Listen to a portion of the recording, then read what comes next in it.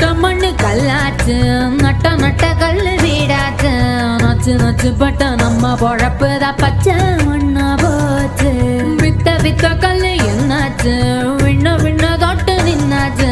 மண்ணு குழி போல நம்ம பரம்பரை பள்ளம் ஆகி போச்சு. ஐயனாரு சாமி அழுது தீத்து பார்த்தோம், சொரண கெட்ட சாமி சோத்ததான கேட்டோம். காலவாச கங்கு போ